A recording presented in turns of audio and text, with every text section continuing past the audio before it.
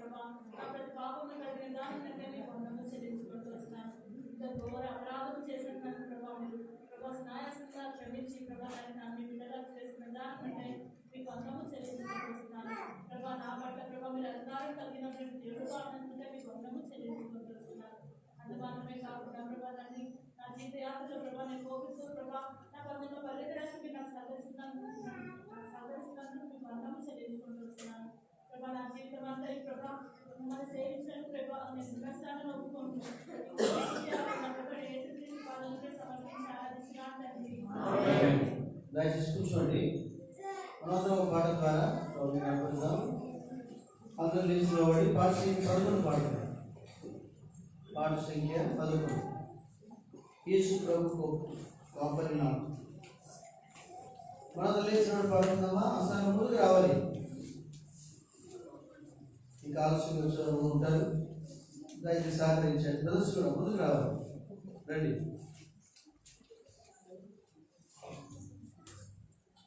ఇంకా ముందుకు రావాలి బ్రదర్స్. ఒక కార్యస్థలం ఏర్పడితే వెనకాల కొంతమంది రావడానికి అవకాశం మీరు కూడా సిస్టర్స్ రండి. సాయంత్రం ముందుకు రండి. కార్యస్థలం లేదు వెనకాల.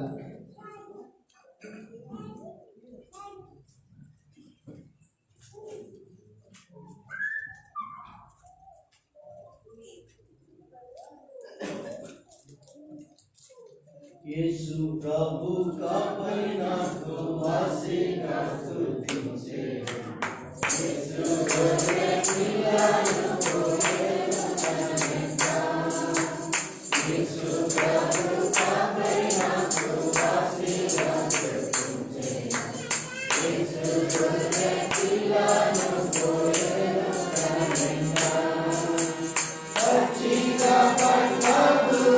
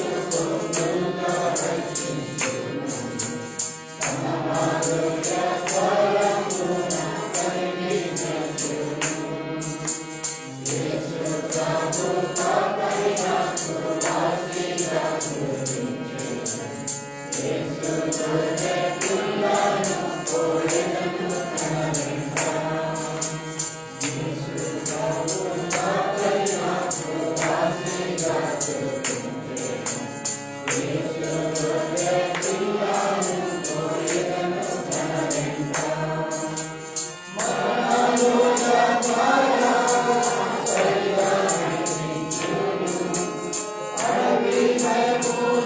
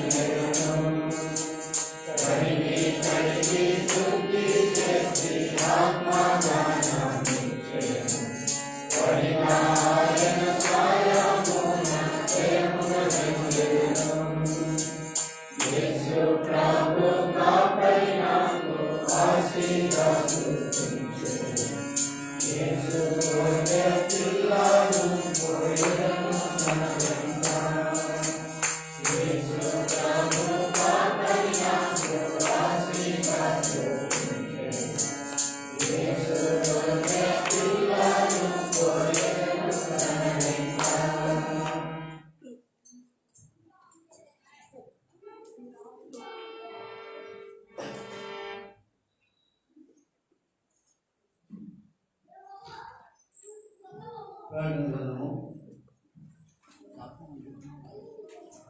5వ అధ్యాయం. ప్రకటన గ్రంథం 5వ అధ్యాయము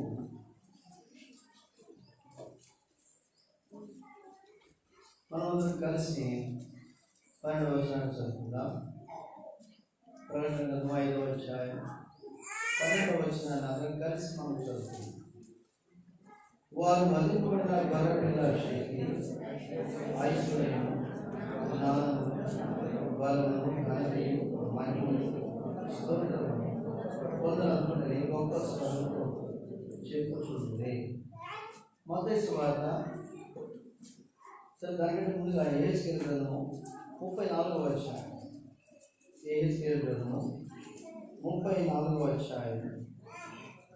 ఈ అధ్యాయంలో 11వ వచనం నుంచి కొన్ని విషయాలు మనం మార్చుకుందాం. 11వ వచనం, ప్రభువుని యెహోవా సెలవిచ్చినది ఏమనగా, ఇదిగో నేనే నా గొర్రెలను వెతికి వాటిని కనుగొందును.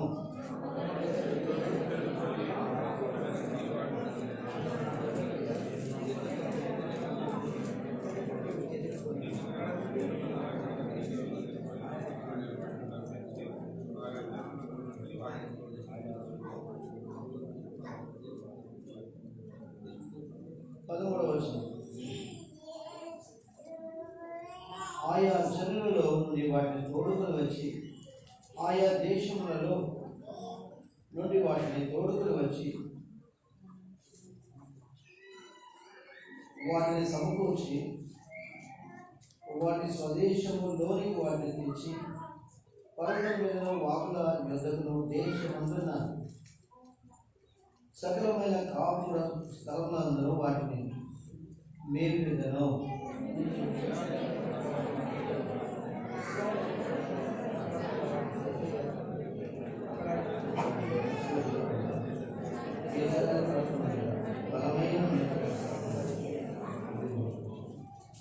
నేనే నా గొర్రెలను మేపి పరుండ పెట్టులను.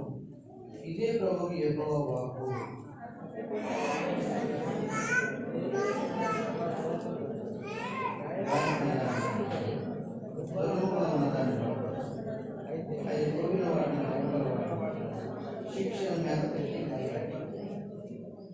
నా మంద మీ విషయమై యెహోవా నాకు నేను సెలవిచ్చినది ఏమనగా, గొర్రెలకు మధ్యను, గొర్రెలకు పొట్టేలకు మధ్యను, గొర్రెలకు మేకపోతులకు మధ్యను భేదము కనుకొని నేను తీర్పు తీర్చుదను.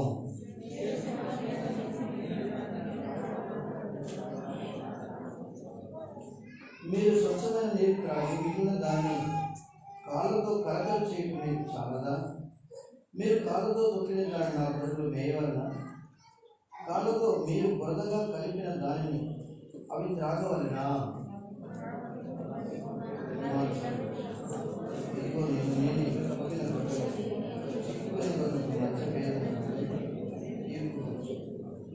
మీరు భుజముతోనూ ప్రక్కతోనూ తోసి కొమ్ములతో రోగం గల వాటిని పొడిచి చెదరగొట్టెదరు.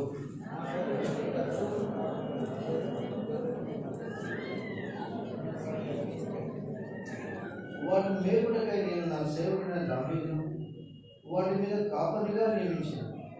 అతడు వాటికి కాపరిగా ఉండి వాటిని మేపును.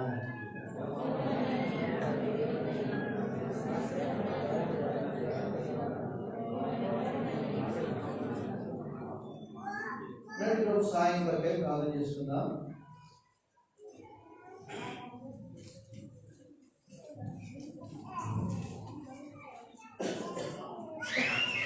మా తండ్రి,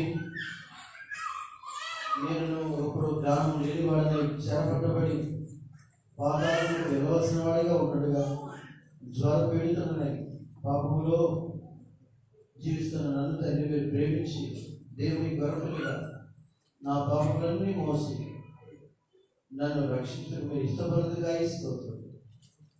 దేవ మీ ప్రేమ నాడు ఎంత గొప్పదో, ఆ శాశ్వతమైన ప్రేమ, ఆ పిచ్చి ప్రేమ, దాన్ని మీరు కేవలం నన్ను పిలిచారు కనుక నన్ను అలా మీరు ప్రేమించి, మీ శాశ్వత ప్రేమ నన్ను ప్రేమించి విడువక నాయన మీ కృపను కనపరుస్తూ ఆయనకు అన్నింటిలో ప్రాముఖ్యం కలుగు నిమిత్తం సెలవిచ్చినట్టుగా దేవా మీరు ప్రాముఖ్యంగా పొందనిమిత్తమై నాలో కూడా ఉన్నవాడు అందరిలో కూడా వ్యాపించుకునేవాడు మీరు దేవుని గొర్రెపిల్లగా మీరు చూసిన జ్ఞానము మేము చూసిన అతిశయము మేము పొందినట్లుగా మా నీతి మా జ్ఞానము మా విమోచనం మీరైనదిగా స్థితిస్తున్నాం తండ్రి మీ వాక్యంతో మాతో మాట్లాడారు దేవా కలవరపడు సాధారణ శక్తులను బంధించారు మీ నామను మీరు మహిమపరచు మీరే సమస్తమును చేయగల దేవుడిగా ఉన్నదిగా స్థుతిస్తున్నాం తండ్రి జ్ఞాపకం చేసుకోండి మీ పరిశుద్ధ లేఖనాలు మీరు అనుగ్రహించి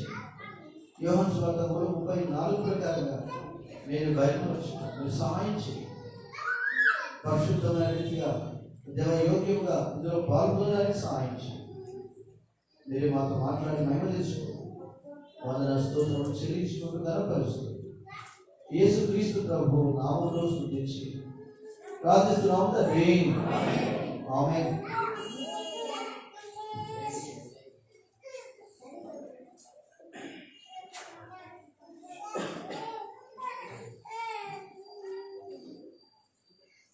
ఏదో కొత్తగా వచ్చినట్టున్నాయి ఈరోజు కూడా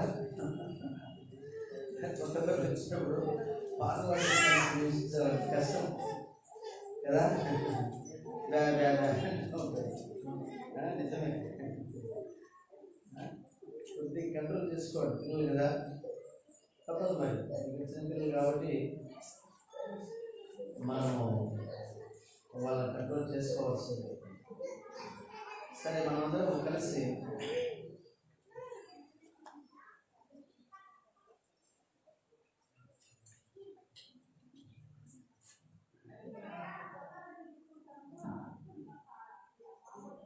ప్రకటన గ్రంథము 5వ అధ్యాయానికి దయచేసి ప్రకటన గ్రంథము 5వ అధ్యాయం మనమందరం కలిసి మళ్ళా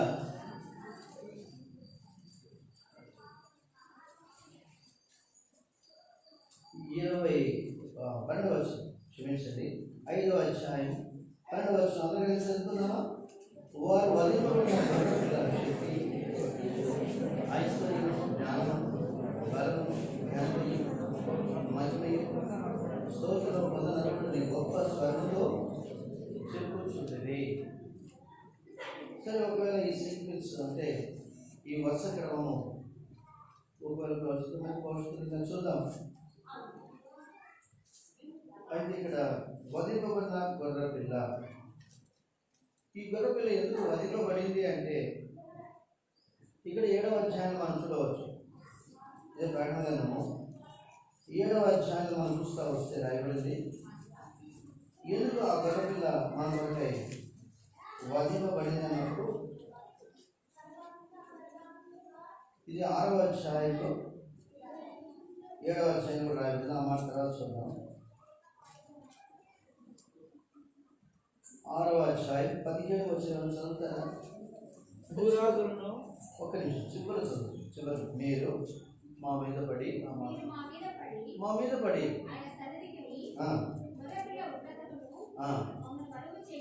మమ్మను మరుగు చేయుడి అని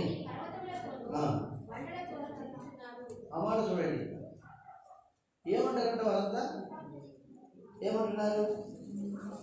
ఆయన సన్నిధిని గొర్రెపిల్ల ఉగ్రతతో మమ్మను మరుగు చేయుడి. కాబట్టి ఎందుకు ఆ గొర్రెపిల్ల వధింపబడింది అంటే ఒక దినం గొర్రెపిల్ల ఉగ్రత ఉంది. చెప్పరా ఏమన్నారా? ఉగ్రత ఉంది. అందుకే మనం ఈ దినాల్లో ఉగ్రత చూస్తూ ఉన్నాం. దేవుని యొక్క ఉగ్రత నిజంగా చాలా భయంకరం. వచ్చే వ్యాధులు కావచ్చు, లేక వచ్చే యుద్ధాలు కావచ్చు, అనేకమైన క్షామం కావచ్చు, చాలా మరి పరిస్థితులు చాలా తీవ్రంగా రాబోతున్నాయి. ఒకవేళ ఇలా చెప్తే బాగుంటుందేమో, మనం మంచి దినాలు చూడబోమేమో తెలియదు. ఎందుకంటే ప్రభు అక్కడ ఆయన ఎక్కడ ఉన్నాడు అంటే ఆయన వాకిట నిలబడి ఉన్నాడు. మత్తయి సువార్తలో అంటాడు ఆయన వాకిట నిలబడి ఉంటే ఆ వాకిట్లో ఉన్నవాడు లోపల రావడానికి ఎంతసేపు పడుతుంది? ఏ క్షణానైనా. ఆ తర్వాత గొర్రెపిల్ల ఉగ్రత పరిపూర్ణత అన్నది ఈ భూమికి రాకుండా. అందుకే ఈ గొర్రెపిల్ల వధింపబడిన గొర్రెపిల్లగా. కాబట్టి ఈ గొర్రెపిల్ల వధింపబడకపోతే మన జీవితాల్లో మనకు రక్షణ మనకు దొరకదు. ఆ దినాల్లో మరి వారు వారికి ఉన్న విగ్రహాలు, వారికి ఉన్న దేవుళ్ళు ఏం చేస్తారంట? గబ్బిలాలను పడివేస్తారు. అయ్యో ఇవి దేవుడని నమ్ముకుంటమే, వీటి ద్వారా ఏం చేత కాలేదు. చూడండి ఏమో రాయబడింది 6వ అధ్యాయంలో 15-17 కలిసి చదువుతున్నామా? అంటే 15-16 కలిసి చదువుతున్నాం. భూరాజులను, ధనులను, సహస్రాధిపతులను, ధనికులను, బలిష్ఠులను, ప్రతి దాసులను, ప్రతి స్వతంత్రులను, కొండ గోరులను, కొండ సంతులను పాల్గొని సింహాసనాశ్రయ మరియు గొర్రెపిల్ల యొక్క ఉగ్రత మహాదేవ వచనం దానికి ఆరజాలిన వాడు ఎవరు? మీరు మా మీద పడి ఆయన సన్నిధిని గొర్రెపిల్ల ఉగ్రతకు మమ్మల్ని మరుగు చేయడని పర్వతాలతోనూ బండలతోనూ ఎవరితో చెప్తారంట? పర్వతాలతో చెప్తారంట. పర్వతాలు చెప్తే పర్వతాలు రక్షిస్తాయా? బండలు చెప్తే బండలు రక్షిస్తాయా? రక్షించలేవు. అయితే మనుషులు చూడండి ఎంత గుడ్డివాడిగా పాపంలో ఉన్నాడు. అందుకే వధింపబడిన గొర్రెపిల్ల విషయమై ఒకవేళ మొదటి అధ్యాయం మనం చూస్తూ వచ్చినప్పుడు మేము శిలువయోడైన యేసుక్రీస్తునే మీకు ప్రకటించున్నామంటాడు అపోస్తలుడైన పౌలు. మమ్మల్ని మేము ప్రకటించుకున్నట్లేదు. కాబట్టి ఈ శిలువయోడైన యేసుక్రీస్తే వధింపబడిన దేవునికి గొర్రెపిల్ల. ఆయనకు ఇచ్చిన అనుభవాన్ని దినము మనం అధికముగా పొందుగాక. సాతానుడు ఈ చివరి దినాల్లో ఆ 7 ఆత్మలు గలవాడైన ఆయనను మనం గ్రహించకూడనట్లుగా భ్రమపరచు ఆత్మ తీసుకుంటున్నాడు. ఈ భ్రమపరచు ఆత్మ పని ఏంటంటే, ఏం పర్లేదు, నువ్వు ఎంత పాపం చేసినా దేవుడు క్షమిస్తాడు, పర్వాలేదు, ఆయన కరుణామయుడు, దయామయుడు, ఆయన ప్రేమ ఇదాగే శాశ్వతంగా ఉంటుంది కదా అని అనుకుంటారంట మనుషులు. జాగ్రత్త. ఆయన పరిశుద్ధమైన రక్తాన్ని చిందించింది మళ్ళా పాపం చేయడానికి కాదు. అది గుర్తుపెట్టుకోండి. మళ్ళా పాపం చేయడానికి కాదు. కేవలము ఆయన రక్తం ద్వారా మనం కడగబడిన వారమై ఆయన జీవగ్రంథం మన పేరులో వ్రాయబడిన వారిగా ఉండాలని మన యొక్క ఉద్దేశం. కాబట్టి మనం తప్పకుండా ఆయన గొర్రెపిల్ల యొక్క రక్తంలో మనం కడగబడాలి. అంత మాత్రమే కాదు, కానీ మనము ఆ గొర్రెపిల్ల యొక్క రక్తంలో కడగబడి మన పేర్లు ఎక్కడ రాయబడాలంట? జీవితంలో రాయబడడం అనేది చాలా అవసరమై ఉన్నది. ఒకవేళ 13వ అధ్యాయం చూస్తే ప్రకటన గ్రంథము రండి, దయచేసి 8వ వచనం చదువుతారా? భూనివాసులందరూ అనగా జగత్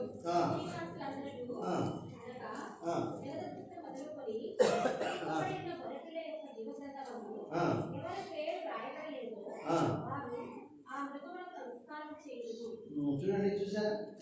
ఎప్పుడైతే గొర్రెపిల్ల యొక్క జీవగ్రంథం అని జీవగ్రంథం అన్నమాట చాలాసార్లు విన్నాం. మరి గొర్రెపిల్ల యొక్క జీవగ్రంథం ఏంటి అంటే, గొర్రెపిల్ల లేకుండా ఆ జీవగ్రంథంలో పేర్లు ఏదేవి భక్సింగ్ అదే రాస్తారు దైవ మర్మాల్లో. ఒకవేళ మీరు చదవకపోతే ఈ రోజు నుంచి చదవండి. అది మంచి టానిక్ అని చెప్పారు, మీకు గుర్తులేదు. టానిక్ ఎందుకు చదువుతారు? మేము తాగినట్టు లేరు. మీరు ఒక మాట చెప్పాను, చూడండి, చాలాసార్లు చెప్పాను, ఒకసారి చెప్పాను. దేంతో క్విక్ యాక్షన్, బలం కాదు, క్విక్ యాక్షన్ అంటే త్వరగా పని చేయడానికి. దగ్గు వస్తూ ఉంది, ఏం వాడతారు? సిరప్ వాడతారు. డాక్టర్ ఏం చేస్తారు? సిరప్ రాస్తారు. ఈ దగ్గు మీరు వాడుకోండి, పిల్లలకు కావచ్చు, పెద్దలకు కావచ్చు.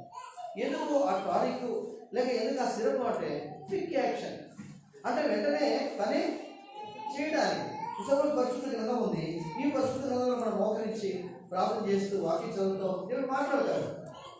అయితే కొన్నిసార్లు మనం బలహీనంగా ఉన్నప్పుడు, సరైన రీతిగా మనం ఆత్మీయంగా లేనప్పుడు ఈ యొక్క భక్తి గారి మరి దైవ మర్మాలు కావచ్చు, ఎడాగో శరీరం కావచ్చు, ఇట్లాంటివి ఏం చేస్తాయంటే మనకు క్విక్ యాక్షన్ ఇస్తాయి, వెంటనే పనిచేయడం ఆరంభిస్తాయి. ఎందుకు అంటే వారి అనుభవాలు, వారి ప్రార్థన పూర్వకంగా ఆ పరిచర్య, ఆ అనుభవాలు మనం చదివినప్పుడు ఎంతో సంతోషాన్ని మనం చేయాలి. సరే, అలా చూస్తాము. ఇక్కడ గొర్రెపిల్ల రక్తంలో కడగబడిన వారు రెండవదిగా ఎక్కడికి వస్తున్నారు అంటే వారి పేర్లు ఎక్కడ రాయబడుతున్నాయంట? గొర్రెపిల్ల యొక్క జీవగ్రంథం. కాబట్టి వారందరూ ఏం చేస్తున్నారు అక్కడ మనం చూస్తూ వచ్చినప్పుడు 5వ అధ్యాయం అంటే ఆ గొర్రెపిల్ల ఒకరి విషయమై బండలతోనూ పర్వతంలో చెప్పుకుంటున్నారు, అయ్యా మనం చేయండి, మమ్మల్ని కాపాడండి, మమ్మల్ని రక్షించండి. ఎవరైనా రక్షించారా? ఎవరు రక్షించలేదు. ఒక్క ప్రభువు యేసుక్రీస్తు వారే, మరి ఆయన ఒక్కడే రక్షకుడు అన్నమాట. అందుకే ఒకవేళ ఇక్కడ మనం చూస్తూ వస్తే ఇదే ప్రకటన గ్రంథంలో మనం చూడవచ్చు. ఏమని రాయబడింది? రండి దయచేసి 7వ అధ్యాయం ప్రకటన గ్రంథంలో రండి దాటి 10వ వచనం చదువుతారా? 10వ వచనం, సింహాసనాసీనుడైన మా దేవునికి గొర్రెపిల్లకును మా రక్షణకై స్తోత్రమని మహాశబ్దముతో ఆయన చూశారు. సింహాసనాసీనుడైన మా దేవునికి గొర్రెపిల్లకును మా రక్షణకై స్తోత్రమని మహాశబ్దంతో ఎలుగెత్తి చెప్పిరి.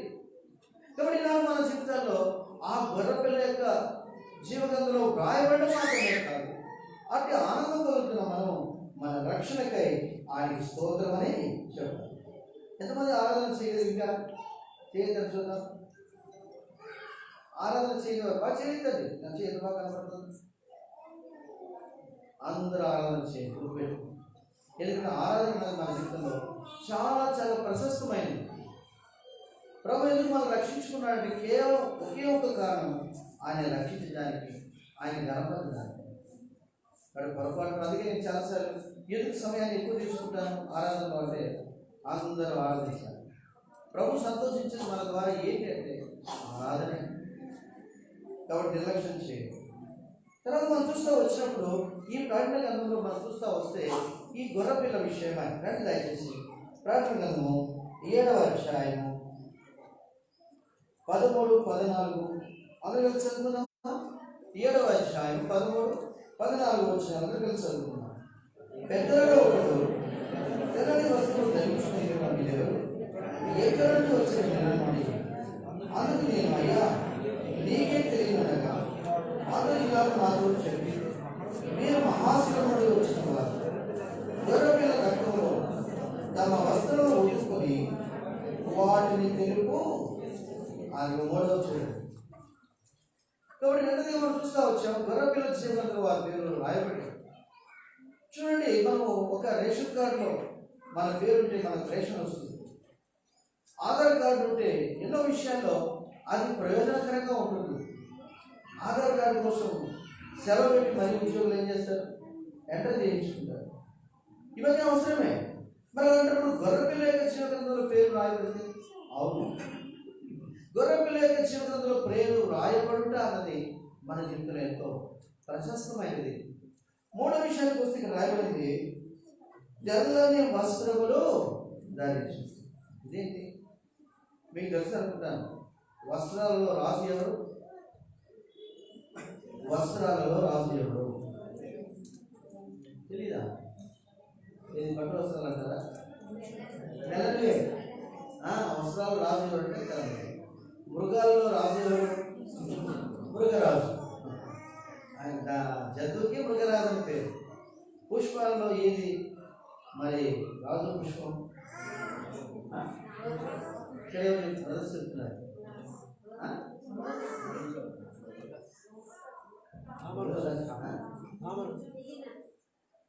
ఇప్పుడు ఇక్కడ లిల్లీ పుష్పం ఏంటిది? ఎన్ని గులాబీలు ఉన్నా, ఎన్ని ఉన్నా, మళ్ళీ ఎన్ని డేరా పుష్పాలు ఉన్నా, పుష్పాలలో రాజు ఏది?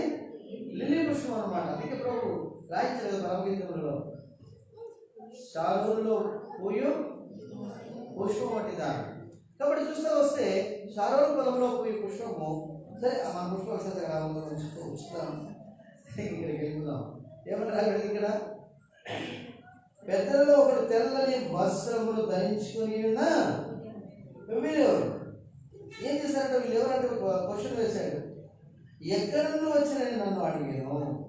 అందుకు అయ్యా నీకేం తెలియని నేను అనగా అతను నాతో చెప్పాడు, వీరు మహాశ్రమల నుండి ఏ శ్రమలు అంట? అది చూసారు. ఇప్పుడు రాబోయేవన్నీ మామూలు శ్రమలు కాదు. ఎలాంటి శ్రమలు?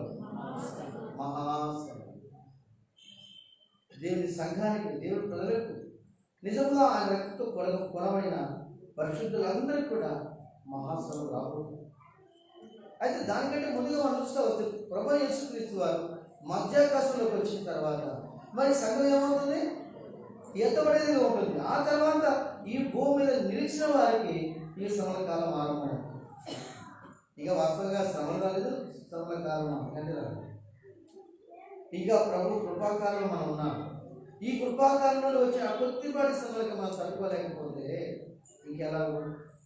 ఇక్కడ రాయబడి మీరు గమనించారు లేదు? ఏమని రాయబడింది?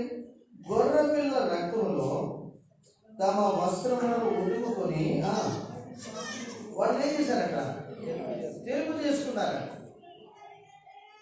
అరే, రక్తం కొద్దిగా మన వస్త్రంలో పడితే ఏమవుతుంది చెప్పండి? తప్పకుండా మరకవుతుంది. అరే, ఎంత మరకైపోయిందని బాధపడతాం. మరి అలాంటిది గొర్రె పిల్ల రక్తంలో ఉదుకోవడం ఏంటి? ఆ రక్తం అనేది విశ్వాసం ఒకటైతే ఎల్లప్పుడూ మన మనస్సాక్షిని రండి. ఎబ్రిల్ రాసిన పత్రికలో మనం చూడగలమా? ఏమని రాస్తున్నాడు చూడండి. ఎబ్రిల్ రాస్తూ అపోస్తలుడైన పౌలు చాలా చక్కగా వాడుతున్నాడు ఈ మాట. రండి దయచేసి 10వ అధ్యాయం 22వ వచనం అందరం కలిసి చదువుతున్నామా? 10వ అధ్యాయం 22వ వచనం అందరం కలిసి. మనస్సాక్షి కల్మషము దోషకుంటున్నట్టు ప్రోక్షింపబడిన ఉదయం గలవారు నిర్మలమైన ఉదకంతో స్నానం చేసిన శరీరం గలవారైంది విశ్వాస విషయంలో సంపూర్ణ నిశ్చయిత కలిగి యథార్థమైన హృదయంతో మనం దేవుని సన్నిధానమునకు అది చూసారా? ఎలాంటి హృదయంతో అంట? చాలా మంది ఆ మాట పలుకుతారని యథార్థాన్ని ఉన్నది ఉన్నట్టుగా, నీ బ్రతుకు ఎలా ఉంటుంది, నడవడికి ఎలా ఉంటుంది, ఉన్నది ఉన్నట్టుగా.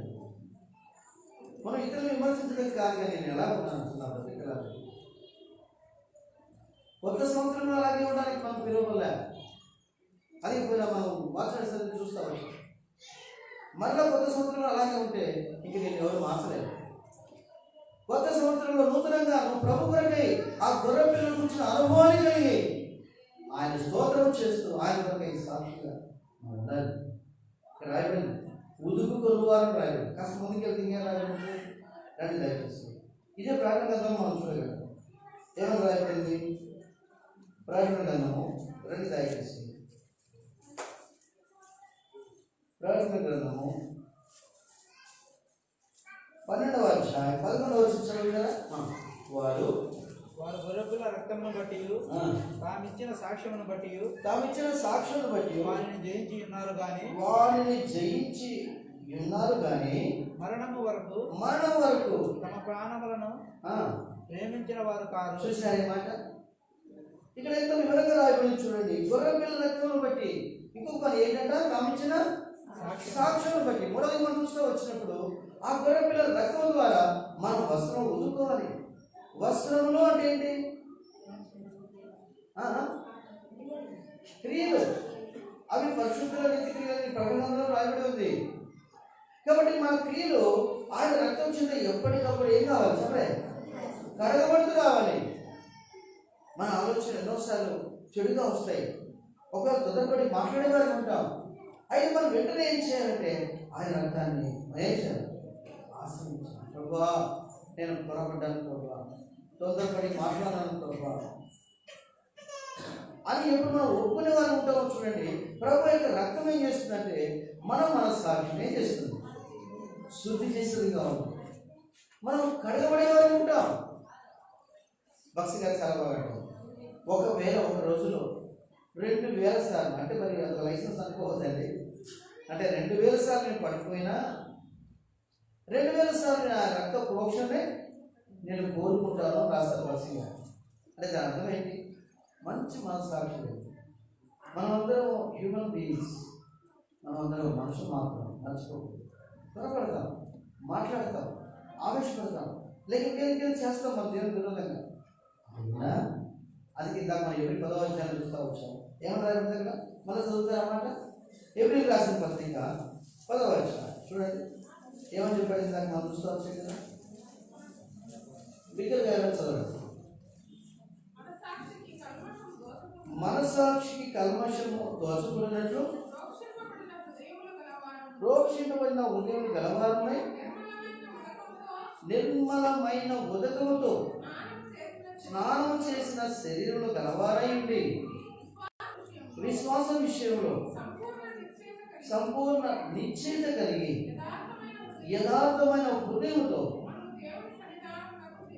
చూసారా, సంపూర్ణ నిశ్చయిత కలిగాక. ఇదేంటి మళ్ళా దేవుడి మాట రాయించారు అంటే మనం కడగబడుతున్నాం ఏదో అదరబదరగా మనం ఏదో ఒప్పుకున్నామని కాదని అర్థం.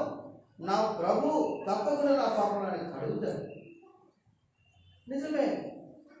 మరి అంతేందుకు ఈయనకి ప్రశ్న రానే వచ్చింది మళ్ళాగా. ఎవరికి గుర్తురాడా? పేతురు ఏమని ప్రశ్న చెప్పని చూద్దాం. ప్రభువా ఎన్నిసార్లు నేను క్షమించాలి అలాగే ఆయనతో. మరి యేసు ప్రభు వారు ఎంతో క్షమిస్తూ వస్తే ఆయన అనుమానం వచ్చింది, ఎన్నిసార్లు క్షమించాలి ప్రభువా అంటే దేవుడు యేసు ప్రభు వారు ఏమన్నారు? 77 మార్లు పట్టుకండి. అంటే 70 x 7 లేక 70 x 70 70 x 70 70 x 70 అంటే యాక్చువల్గా అక్కడ ఏం చెప్పాడు దేవుడు అంటే 77 మాటలు 7 మార్లు మట్టుకంటే అక్కడ అంశం అంటే ఇన్ఫినిటివ్ అంటే అనంతం. దానికంటే మరి మనం చాలాసార్లు చేస్తాం. 7 సార్లు నేను క్షమించాను, 3 సార్లు నేను క్షమించాను, అప్పుడు క్షమించాలి, ఇప్పుడు క్షమించాలి మనం గుర్తు చేసుకుంటాం. కానీ ప్రభు అలా ఎన్నో మార్లు నిజంగా మన జీవితాల్లో ఎన్నో విషయాలు మనం తప్పిపోతున్నాయి కదా. ఆయన రక్త ప్రోక్షణ కిందకి. అందుకే ఆయన ద్రాక్షరసం ఏం చూపిస్తుంది చెప్పలే, ఆయన రక్త ప్రోక్షణ చూపిస్తూ ఉంది. కాబట్టి ఆ రక్తంతో ప్రోక్షించుకోవాలి, మొదటిగా కడగబడాలి, నిశ్చయిత విశ్వాస విషయంలో నిశ్చిత గలవారమై యథార్థంగా ఆయన సన్నిధానవర్తనులుగా మనం ఆయన చేరుకో. ఇది ప్రతి నిత్యం అవసరం. ప్రభు రాకడ వరకు కూడా గుర్తుపెట్టుకోండి. ఎందుకంటే ప్రభు రాకడ వరకు కూడా మనం అలాగా చేయబద్ధమై ఉన్నాం. యేసు ప్రభు వారికి రక్తమే లేకపోతే మనకు క్షమాపణ లేదు. అందుకే ఆయన్ని అడుగుదాము, ప్రభు నన్ను క్షమించుకోండి అని అడుగుదాము. తర్వాత 4వ వాళ్ళు ఏం చేస్తున్నారు చూసారా మీరు? 2 దయచేసి ఏం చేస్తున్నారు? ప్రార్థన గ్రంథము 7వ అధ్యాయము 7వ అధ్యాయం కాదు కానీ 12వ అధ్యాయం చూసేమన్నా 10వ అధ్యాయం 11వ చదువుతారు. మళ్ళా వారి గొర్రెపిల్ల రక్తం బట్టి తామిచ్చిన సాక్ష్యం బట్టి వారిని జయించి ఉన్నారు కానీ మరణం వరకు తమ ప్రాణములను అది చూసారు. ఎంత విధంగా రాయబడింది ఇక్కడ? తామిచ్చిన సాక్ష్యం బట్టి వారిని ఎవరు వాడంటే సాతానుడు. కాబట్టి సాతాను జయించాలంటే మన అర్పణ ద్వారా కాదు, మన కేకల ద్వారా కాదు, ఆ ఏవి సెపరేట్ కావు. ఎలాగో అంటే రాయబడింది సాక్ష్యం ఇచ్చడం ద్వారా. ఎలా సాక్ష్యం ఇవ్వగలవు?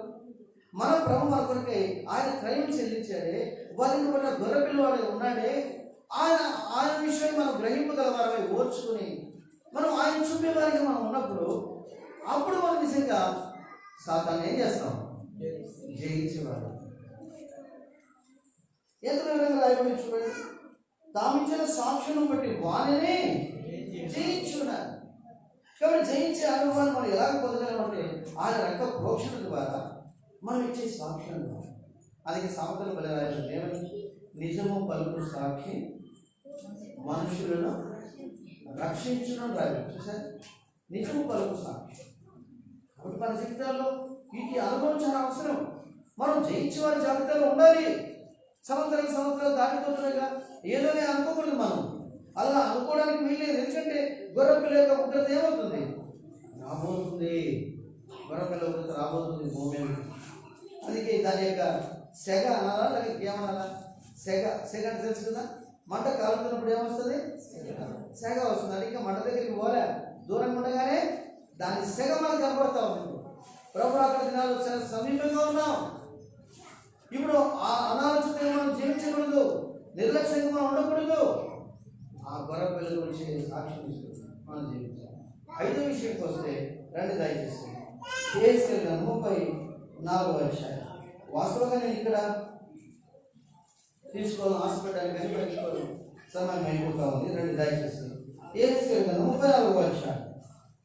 మనందరం కలిసి 17వ వచనం నుంచి 19వ వచనం వరకు కలిసి చదువుతున్నామా? 17వ వచనం నుంచి. నామంగా మీ విషయమై దేవుడైన యెహోవా నాకు నేను సెలవిచ్చినదేమనగా, గొర్రెలను మధ్యను, గొర్రెలను పొట్టేళ్లకు మధ్యను, గొర్రెలను మేకపోతులకు మధ్యను వేరు కనుగొని నేను తీర్పు తీర్చు. విశేషంగా మేత వేసి మిగిలిన దాన్ని కాలుతో త్రొక్కడం మీకు చాలదా? మీరు స్వచ్ఛమైన నీళ్లు తాగి మిగిలిన దాన్ని కాళ్ళతో కలకలు చేయడం మీకు చాలదా? మీరు కాళ్ళతో పెట్టిన దాన్ని నా గొర్రెలు మేయవలన, కాళ్ళతో మీరు బురదగా కలిపిన దాన్ని అవి రాగవలన. ఎందుకు ప్రభు ఇలా అంటున్నాడు? గమనిస్తున్నారా? 5వ మాట, ఆయన తీర్పు తీరుస్తాడు. అందుకే గొర్రెపిల్ల ఉగ్రత అదే. ఈరోజు మనం ఎవరిని ఏం చేయకపోవచ్చు, మనం ఏం చేసినా, కానీ దేవుని గొర్రెపిల్ల యొక్క ఉగ్రత సమీపంగా ఉంది. మనం భయపడాల్సిన మనుషునికి కాదు, ఎవరికి? దేవుడు. అది గుర్తుపెట్టుకోం.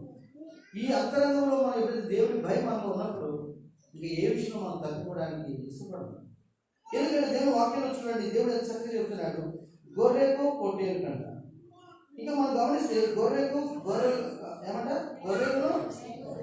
గొర్రెకును మొట్టమొదటి గొర్రెకు పొట్టేలుకును, గొర్రెకు మేకపోతులు. 3 ప్రత్యేకంగా వస్తున్నాడు. ఇది పెద్ద వర్తమానం మనం చూడలేదు. అయితే మనం గమనించాల్సిందంటే ఆ రొట్టె, ఆ ద్రాక్షరసం ఏం చూపిస్తుంది తెలుసా? దేవుని తీర్పు చూపిస్తుంది. అందుకే మనం అలవాటుగా అందులో మనం చేయకూడదు. కడగబడిన అనుభవం లేకపోతే మనం అపరాధంగానే చేయకూడదు. పాపంలోనే మనం ఉండి పాల్పొందే వారు ఉంటాం. అలా చేయడం ద్వారా ఏమైనా ప్రయోజనం మనం ఉందా కదా? ఉందా? లేదు. ఎలాంటి ప్రయోజనం ఉండదు.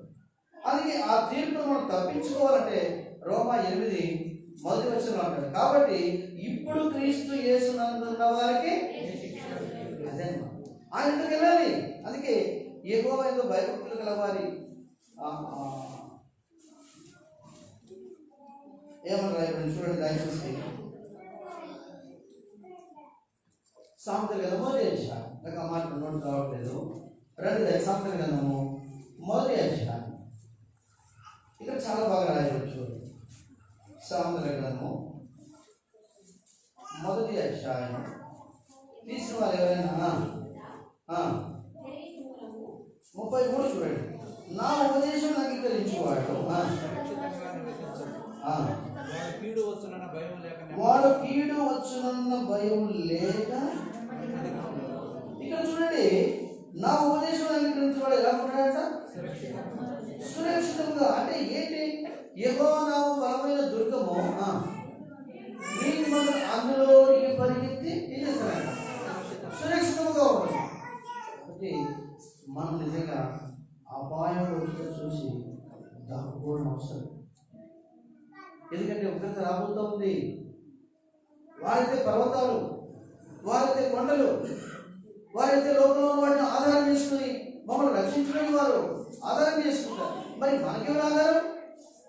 ఇక్కడ రాయబడిన వాక్యం మనం చూస్తూ వచ్చినప్పుడు, నా ఉపదేశం అంగీకరించేవాడు ఇందాక ఒక మాట మనకి ఎక్కువైందో భయభక్తులు గలవాడు ఏం చేస్తాడు? సురక్షితంగా ఉన్నట్లుగా యెహోవా నామము బలమైన దుర్గము, నీతిమంతులు అందులోనికి పరిగెత్తి ఎక్కడంట. కాబట్టి మనం ఆయన ఉపదేశాన్ని మనం నిర్లక్ష్యంగా తలుచుకోకూడదు. తప్పకుండా మనం ఆయనతో వెళ్ళాలి, ఆయన పాదం పట్టుకోవాలి. మీరు గమనించారా? ఈ యొక్క దావీదు కాలంలో మనం చూస్తూ వచ్చినప్పుడు మరి సొలొమోను నియమించాడు. సొలొమోను నియమించిన తర్వాత అక్కడ మనం చూస్తూ వస్తే మరి యోవాబు ఏం చేస్తారో తెలుసా? ఏం చేస్తారు యోవాబు? బలిపీఠం కొమ్మలు పట్టుకొని నేను రాను అంటాడు. నేను బలిపీఠం కొమ్మలు పట్టుకొని నేను రాను, నన్ను చంపివేస్తానని చెప్పేసి ఆయన చెప్పేవాడిగా ఉన్నాడు. అయితే రాయబడింది, మరి సొలొమోను ఏం చేస్తాడు అంటే అక్కడే వారిని ఏం చేయండి, చంపివేయనాడు. అని బలిపీఠం కొమ్మలు కృపకు, దేవుని కృపకు సాదృశ్యమై ఉండగా ఆ బలిపీఠం దగ్గర ఎందుకు ఆయన చంపడానికి దేవుడు అనుమతించాడు, లేక సొలొమోను ఎందుకు ఆ నిర్ణయం తీసుకున్నాడు అంటే యోవాబు విషయం మనం చూస్తూ వచ్చినప్పుడు నిరపరాధుల రక్తాన్ని ఏం చేస్తూ వచ్చాడు యోవాబు? చిందిస్తూ వచ్చాడు. అంటే మీకు అర్థమవుతుందా? దేవుని కృపను మనం దాటిపోకూడదు. ఎప్పుడైనా మనం నిజంగా ఆయన కృపను దాటి మనం వెళ్ళకూడదు. మనం ఇష్టానుసారం ప్రవర్తించకూడదు. కొంత దేవునిపై మన అంతరంగా ఉండాలి. ఎప్పుడైనా అలాగ చూడండి, ఆయన కృపను ఆధారం చేసుకుని ఆయనతో వెళ్ళి దేవా నన్ను క్షమించని అడిగితే తప్పకుండా ఏం చేస్తాడు? క్షమించడం. ఒక మాట చెప్పంటారా? దేవుడు ఆహారం కూడా ఏం చేశాడు? నిజంగా ఆ 2వ కథ చూస్తూ వస్తే ఆ మాట చాలా ఆశ్చర్యం అనిపిస్తుంది. దేవుడు ఎందుకు ఆహారం క్షమించాడు? ఆహాబు మరి ఎంతకాలం తాను దీన మనసుడై తను తాను తగ్గించుకొని ఆహాబు దేవుడికి వచ్చినప్పుడు దేవుడు ఏం చేస్తాడంటే క్షమించేవాడిగా ఉన్నాడు. అంటే ఆహాబును క్షమించిన దేవుడు నిన్ను నన్ను క్షమించడా? క్షమించడా? క్షమించడా? తప్పకుండా క్షమించాడు. కాబట్టి మన దేవుడి ప్రజలుగా ఆ గొర్రెపిల్ల ఉగ్రతలో మనం పడకూడనట్లుగా వెంటనే ఆయన రక్తాన్ని ఆశ్రయించాలి. ఆయన దగ్గర సాక్షులుగా పిలుచుగా మనకు చాలా అవసరం. ఇక్కడ తీర్పు విషయం మనం చూస్తూ ఉన్నాం. 26వ కీర్తన మొదటి వచనం, 26వ కీర్తన మొదటి వచనం. యెహోవా 26వ కీర్తన మొదటి వచనం. యెహోవా నేను యథార్థవంతుడనై ప్రవర్తించుచున్నాను. నాకు తీర్పు తీర్చుము. ఏమంటున్నాడు దావీదు? నాకు తీర్పు తీర్చుము. ఏమీ సందేహపడకుండా యెహోవా యందు నేను నమ్మిక ఉంచి ఉన్నాను. కాబట్టి మనం నమ్మిక ఉంచి ఆయన సన్నిధికి చేరినప్పుడు, ప్రభువును క్షమించుకున్నప్పుడు ఆయన తప్పకుండా ఏం చేశాడు? అయితే 2020లో మనం క్షమాపణ కోరుకున్నాం. ఇప్పుడు కూడా అలాగే కొనసాగకూడదు. కొంత పరివర్తన, మార్పుకు మనం కలిగి ఉండాలి. అప్పుడు ఆ కృప, ఏ కృపనైతే దేవుడు మనకు కనపరిచాడో, మనం క్షమించాడో, ఆ కృప ఈ లోకంలో మనం జీవించడానికి దేవుని సహాయం అందిస్తున్నాడు. అర్థమవుతుందా? కాబట్టి అలా క్షమాపణ కోరుకున్నామా? ఆ వదిలిపడిన గొర్రెపిల్ల యొక్క అనుభవాన్ని మనము కలిగి ఉండాలి. ఆ గొర్రెపిల్ల యొక్క రక్తంలో మన వస్త్రాలు ఏం చేయాలంట? ఉదుకున్నాం. అందుకే అంటాడు మారుమనసు విషయమై చూస్తే చాలా ఆశ్చర్యం అనిపిస్తుంది. ప్రార్థనలో అంటాడు, నువ్వు మారుమనసు పొందితేనే సరే అంటాడు. ఇదేంటి ప్రభా, నేను ఎప్పుడో మారుమనసు పొందాను, నేను ఎప్పుడో బాప్తిజం తీసుకున్నాను అంటే అక్కడ అంటాడు క్రియల విషయమైన మారుమనసు. ఏ విషయం అంట? కాబట్టి మనం రక్షింపబడ్డాం, బాప్తిజం తీసుకున్నాం, ఎప్పుడో తీసుకున్నాం. అయితే ఇప్పుడు ఎలా మారుమనసు పొందాలి?